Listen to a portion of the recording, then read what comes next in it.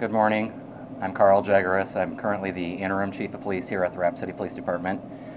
And we had a shooting that occurred last night. It was an officer-involved shooting, and most importantly, our officers were safe and the community was safe. I have a brief press statement that I'd like to read, and then after I get done with that, I'll give you an opportunity to ask any questions. Last night, shortly before 11:30 p.m., a Rapid City police officer conducted a traffic stop on an ATV in the area of Sheridan Lake Road in West Main. The ATV pulled into the parking lot of the Clock Tower Gardens apartment complex, and that is where the officer made the initial contact with the driver of that ATV. During the traffic stop, the suspect attempted to run from the officer, and a second officer that was on scene pursued him a short distance. As the second officer tackled the suspect began firing a handgun that the suspect had in his possession. Multiple rounds were fired from that handgun, and the officer and the suspect were engaged in a struggle over that weapon. The first officer fired a shot to stop the suspect, striking him at least one time. The suspect died on scene. The Rapid City police officers were not injured. The suspect is identified as Harold Murphy, age 35, from Rapid City. The suspect has a violent criminal history and several past contacts with law enforcement, including arrests for aggravated assault, DUI, and being a felon in possession of a firearm. He also had a current no-bond warrant for failure to comply with sentence. The officer involved in the shooting is Officer Jerrell Lewellen. Officer Lewellen has been a Rapid City police officer for over 2 years. The South Dakota Division of Criminal Investigation was called out and is handling the investigation in this matter, and our department was also assisted by the South Dakota Highway Patrol and the Pennington County Sheriff's Office. This was a very disturbing and violent incident, and we are extremely thankful that our officers are safe and that they were able to keep the community safe. There is no doubt in my mind that this subject intended to do whatever it took to flee our officers, including attempting to kill a Rapid City police officer. Like I said, the investigation is being handled by the South Dakota Division of Criminal Investigation. They intend to have a full, detailed report out within 30 days. So some of the finer details of the incident, they would be the appropriate agency for you to contact to ask questions of. But I will open it up for questions right now, and I'll do what I can to answer questions that you might have. What initiated the stop? The question was what initiated the stop. The subject was riding an ATV on West Main Street, and the ATV didn't have any lights at all. It was dark out and clearly a moving violation, or clearly a traffic violation by not having lights on your ATV. Does Murphy live in that neighborhood? Murphy does live in that neighborhood. In the Clock Tower apartments? I don't have a specific address available, but he does live in that area. Were the officers that were involved in the shooting back out on the field, or will they be back out on the field? The officers involved, standard protocol is to put them on administrative leave for a short period of time, and we're going to be working closely with them to ensure that they're doing okay and that they're ready to go back to work before they go back onto the street. So they're on paid administrative leave. Is there a time frame for their leave? It is undetermined. It depends on how each of them are doing and how they respond, but in most cases it's a matter of a few days. So Officer Llewellyn wasn't the one struggling with Mr. Murphy? Correct. It was a second officer that arrived to back him up on the traffic stop. Thanks. You said he tackled the... He was in the process of attempting to control him and was tackling him and struggling with him at the time that the suspect was actively firing the weapon. How close was Officer Llewellyn to the other officer and the suspect when they were struggling when he did pull his service revolver?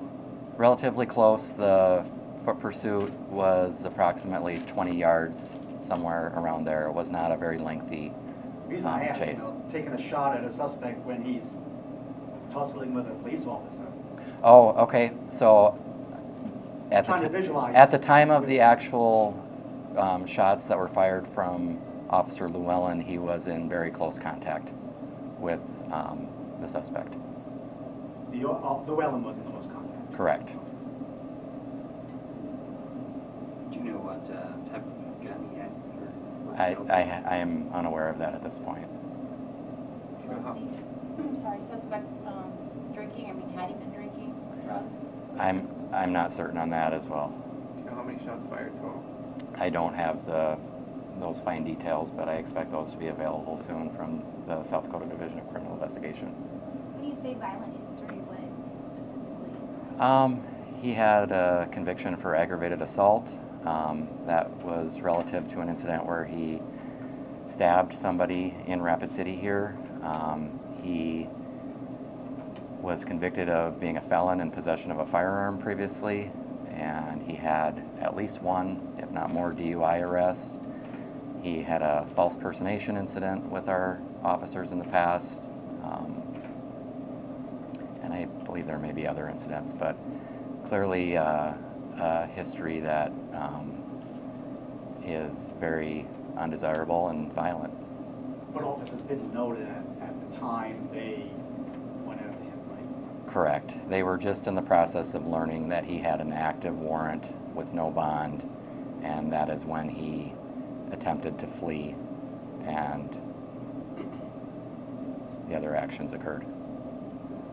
What was the acting warrant for? It was a failure to comply with sentence regarding an assault conviction. This was just a standard ATV four-wheel type. Yeah, like your four-wheeler type ATV. What's the name of the second officer who was involved originally with you? The backup officer was Luke Lang, and he has a little bit over a year of experience with our department.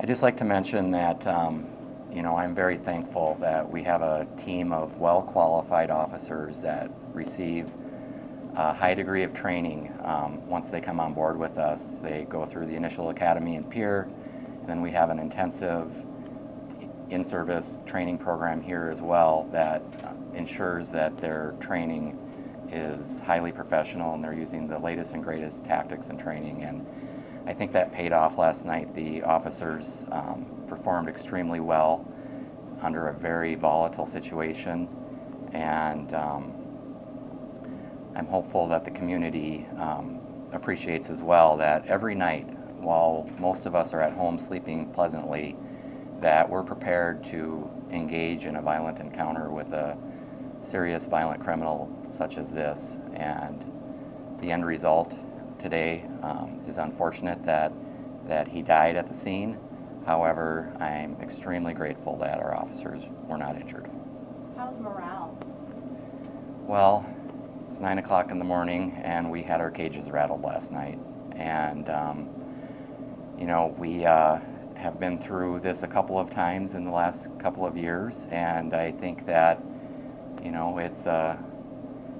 it's reassuring to our staff that our officers perform so well and that we are all safe, and that's what's important to us. So morale is good.